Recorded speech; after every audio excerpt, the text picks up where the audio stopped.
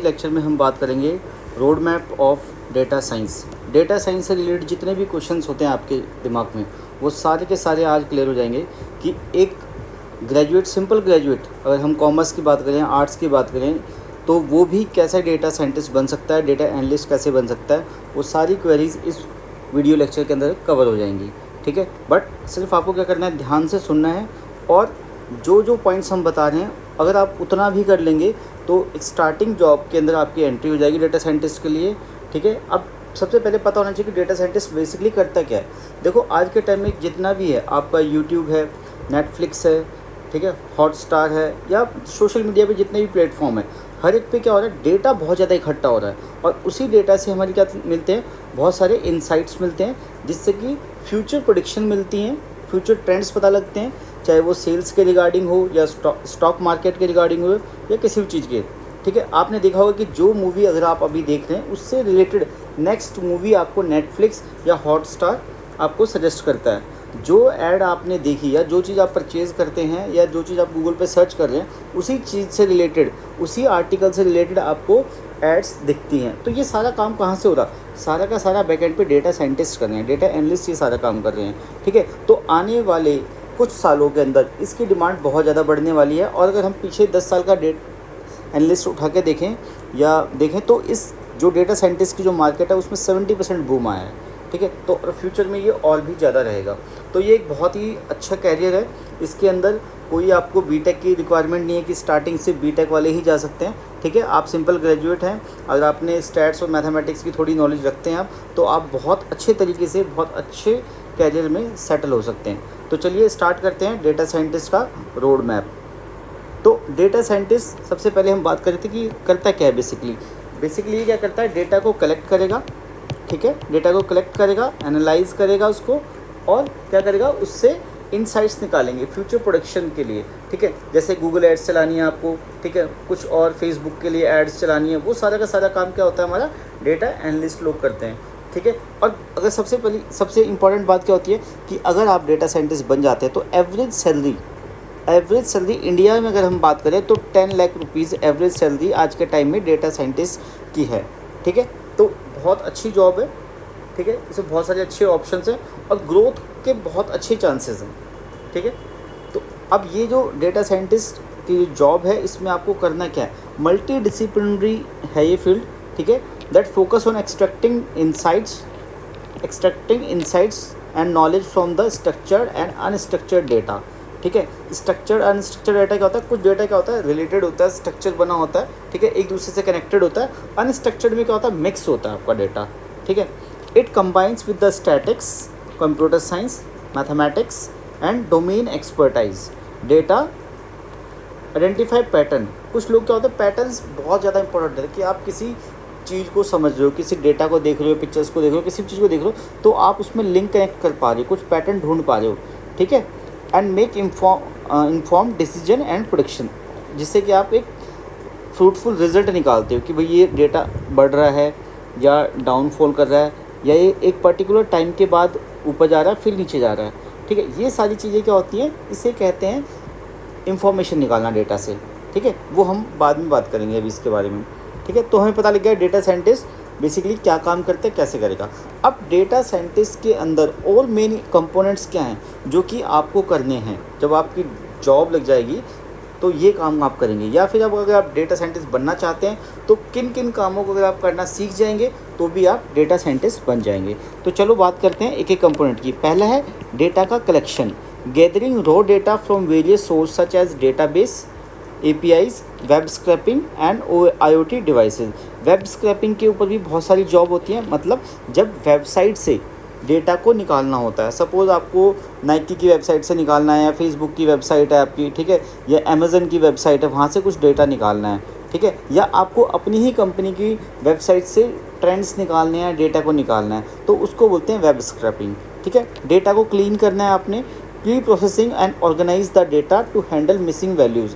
अब देखो बहुत सारे डेटाज में क्या होता है, जहाँ पे बहुत सारी डेट्स लिखी हुई हैं, मंथ लिखे हुए हैं, उसके आगे डेट लिखी हुई है, बट कुछ प्रोडक्ट्स के नाम लिखे होंगे, बट किसी डेट पे क्या प्रोडक्ट के नाम नहीं होगा वहाँ पे, मतलब कुछ एंट्रीज मिसिंग होगी, तो उसे बोलते हैं डेटा क्लीनिंग। एरर्स होगा वहाँ पे, इनकन्सिस्टेंट होगा, इररिलेवेंट इन्फॉर्मेशन होगी, मतलब वहाँ पे नाम लिखा होना चाहिए बट वहाँ पे डेट लिखी हुई है। तो इस टाइप के जो डेटा होता है उसको क्लीन करने के लिए बोलते हैं कि डेटा को सारा क्लीन करना है, तो वो वाला काम भी डेटा साइंटिस्ट लोग करते हैं। Data analysis and exploration, understanding the data using statics techniques, ठीक है, स्टैटिक्स आपको आनी चाहिए। Visualisation, exploratory data analysis, EDA, ये बहुत इंपॉर्टेंट चीज़ है, जब आप इस कोर्स को करेंगे तो आपको इसकी इंपॉर्टेंस पता लगेगी। टू आइडेंटिफाई ट्रेंड्स को बताने के लिए, को रिलेशंस को बताने के लिए और इनसाइट्स के लिए। डेटा मॉडलिंग उसके साथ में क्या करता है, मशीन लर्निंग के एल्गोरिथम्स को यूज़ करके प्रेडिक्शंस निकालता है डेटा मॉडलिंग में, ठीक है। हमने जैसे ABC 3 मॉडल निकाल दिए हमने एक ही डेटा के ऊपर, लेकिन बेस्ट कौन सा है वो हमें डेटा मॉडलिंग के उससे पता लगेगा, ठीक है। जिसका पैटर्न सबसे अच्छा होगा, जिसमें एरर सबसे कम होगी, वहाँ पे उसको यूज़ करेंगे। अब बात करते हैं मशीन लर्निंग की। मशीन लर्निंग अपने आप में बहुत बड़ी चीज़ है और उसमें बहुत सारी चीज़ें आती हैं, और सबसे पावरफुल जो टूल है डेटा साइंटिस्ट का वो मशीन लर्निंग होता है, और AI। Applying supervised, unsupervised and reinforced learning techniques to automate decision making process और make accurate predictions based on the data।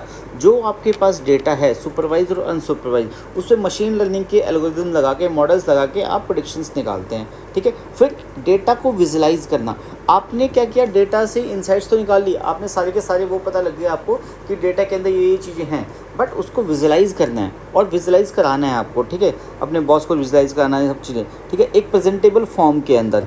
तो representing the data through the graph, charts, dashboards to make insight more understandable and actionable for stakeholders, ठीक है। Chart की help से, graph की help से। तो देखो हमें क्या करना है, ग्राफ्स को भी हमने सीखना है, कितने टाइप के ग्राफ्स होते हैं आपके, क्लियर है, कितने टाइप्स के ग्राफ्स होते हैं ये भी हमने देखना है, क्लियर।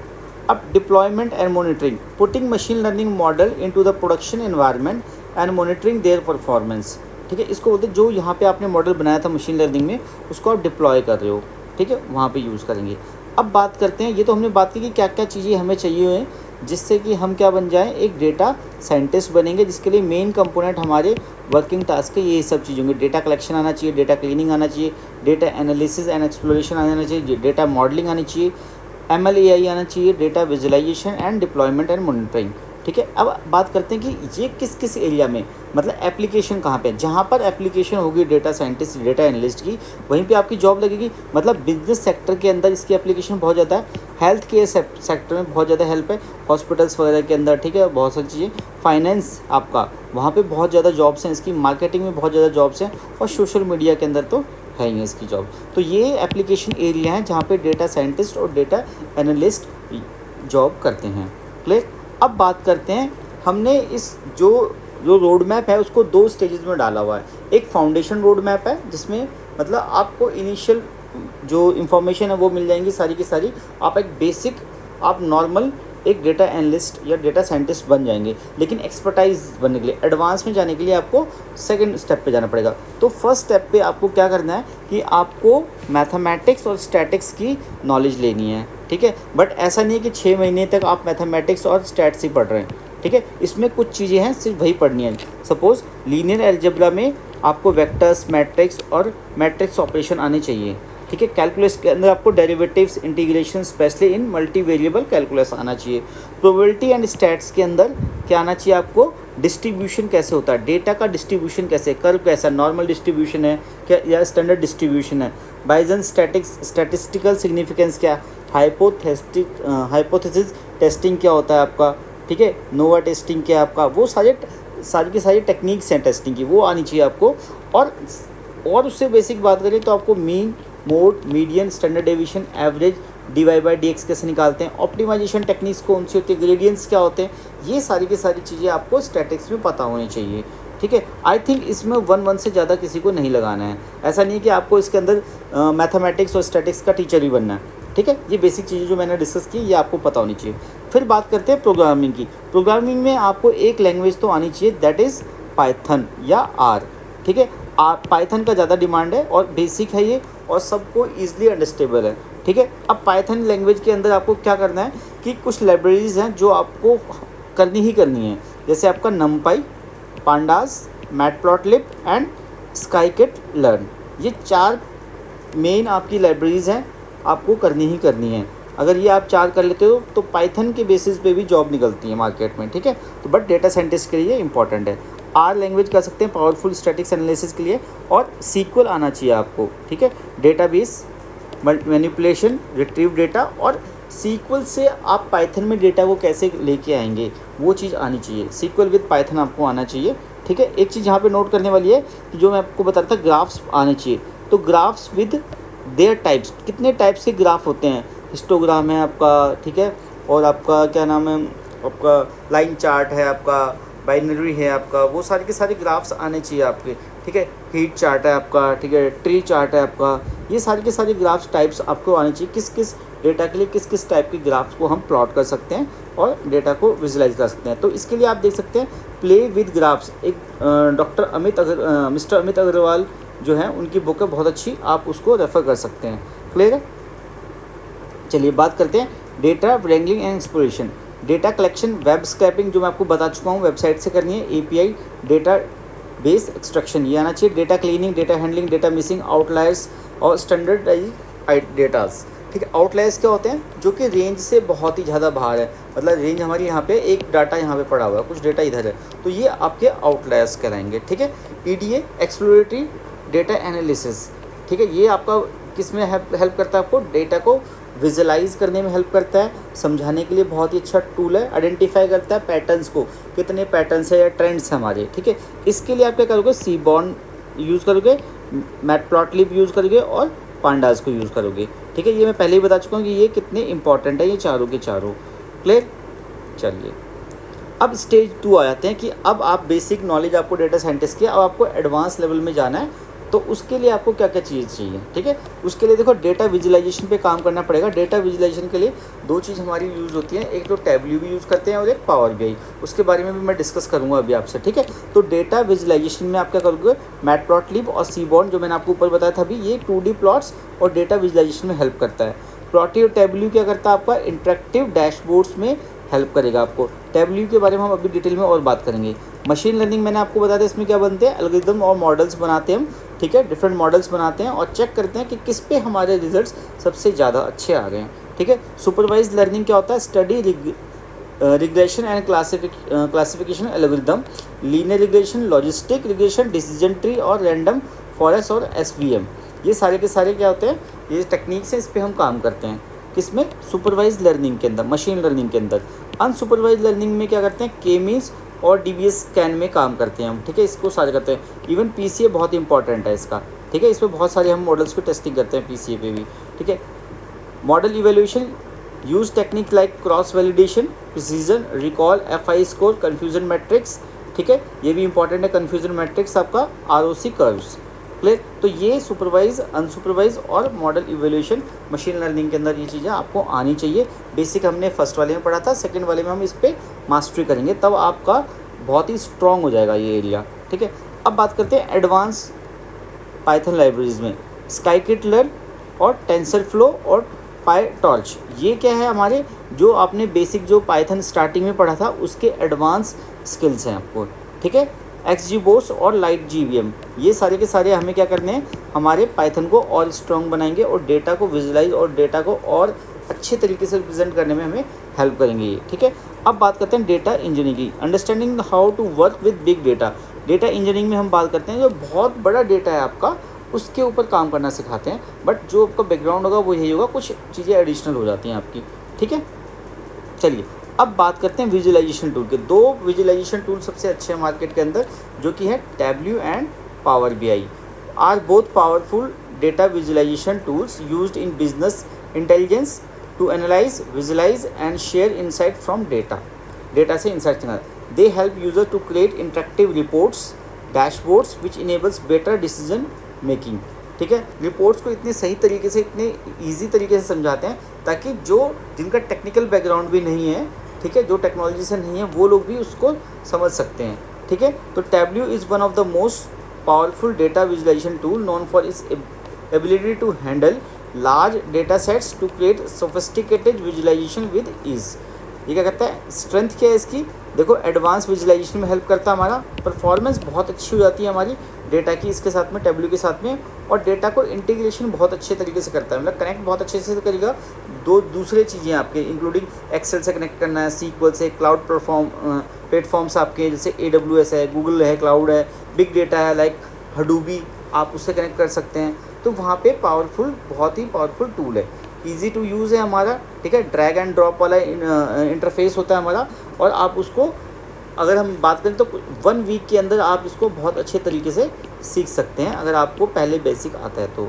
कम्युनिटी सपोर्ट अच्छा है इसके अंदर, बहुत अच्छा, और डिप्लॉयमेंट बहुत ही अच्छी है आपको, अवेलेबिलिटी इन बोथ, तो सिर्फ टेबल्यू डेस्कटॉप और सर्वर दोनों पे, आप क्लाउड पे भी इवन कर सकते हो, ठीक है। लिमिटेशन क्या है, Tableau tends to be more expensive than Power BI, ठीक है, कॉस्ट थोड़ी ज़्यादा है, इंटीग्रेशन विद माइक्रोसॉफ्ट इकोसिस्टम के साथ में मिलता है आपका, ठीक है।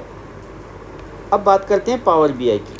पावर BI देखो हमारा दूसरा पावरफुल टूल है, विजुअलाइजेशन का ही टूल है ये भी, ठीक है, ये डैशबोर्ड उससे अच्छे बना देता है, ठीक है, इसमें डैश होता है आपका, माइक्रोसॉफ्ट प्रोडक्ट है that integrate seamlessly with Microsoft ecosystem including Excel, Azure, SharePoint. It is a popular for is affordability, ease of use with in organisation already with using Microsoft services. Strength क्या है, cost effective है आपका, Microsoft ecosystem को integrate करेगा, easy to use है आपका, AI features हैं इसके अंदर काफ़ी, ठीक है, AI की हेल्प से आप इसको और अच्छी तरीके से कर सकते हैं, मतलब कम मेहनत में ज़्यादा आपको सॉफ्टवेयर सपोर्ट करेगा, टेक्नोलॉजी सपोर्ट करेगी आपके काम के अंदर। एम्बेडेड एनालिटिक्स कर सकते हैं इसके अंदर, ठीक है, रिपोर्ट्स बना सकते हो, उसको बहुत अच्छे तरीके से शेयर कर सकते हो कस्टमाइज ऐप्स के साथ में, ठीक है। अब इसकी लिमिटेशंस क्या है, लेस एडवांस विजुअलाइजेशन होती है इसके अंदर, ठीक है, परफॉर्मेंस थोड़ा स्ट्रगल करना पड़ता है जब डाटा बहुत बड़ा हो जाता है हमारा, ठीक है, especially when compare to Tableau से ज़्यादा। लर्निंग कर्व्स, ठीक है, while easy for Microsoft user, those unfamiliar with the Microsoft ecosystem में find initial setup integration process challenging, ठीक है। माइक्रोसॉफ्ट अगर आप कंफर्टेबल हैं तो आप इसके साथ भी कंफर्टेबल हो जाएंगे। तो ये सारे के सारे जो टूल्स हमने डिस्कस किए हैं, ये सारे के सारी चीज़ें हमने डिस्कस की हैं आपसे, ये सारी की सारी चीज़ें हमें बनाती हैं एक सक्सेसफुल डेटा साइंटिस्ट। तो ये आई थिंक अभी आपका कोई भी क्वेश्चन ऐसा नहीं बचना चाहिए जो आपको नहीं पता हो। जो चीज़ें हमें सीखनी थी हमने सारी हमने डिस्कस की हैं इसके अंदर। पैकेज आपका स्टार्टिंग 10 लाख रुपीज़ होता है एवरेज जो सैलरी इंडिया के अंदर डेटा साइंटिस्ट की, और इसमें ग्रोथ बहुत अच्छी है, ठीक है। तो आप ये सब चीज़ें कर सकते हैं, क्लियर। तो अगर इसके बाद भी अगर आपको चाहिए कि कोई यूट्यूब चैनल हम आपको बता दें ऐसा, ठीक है, या कोई वेबसाइट हम आपको एक्स्ट्रा बता दें, ठीक है, या कोई ऐसा चीज़ें जो प्रोजेक्ट जहाँ पे जितने ज़्यादा प्रोजेक्ट्स बनाओगे उतना ज़्यादा आप हैंड्स ऑन होंगे और उतने ज़्यादा आप एक्सपर्ट बनेंगे इसके अंदर, ठीक है। तो प्लीज़ अपने क्वेश्चंस को आप कमेंट बॉक्स में लिखिए, हम उनको जवाब देंगे, ठीक है। और अगर कोई ऐसा टॉपिक है जो रह गया तो प्लीज़ आप उसको कमेंट बॉक्स में बताइए, हम उसके ऊपर भी काम करके आपको वीडियो ज़रूर देंगे। Thank you so much, best of luck.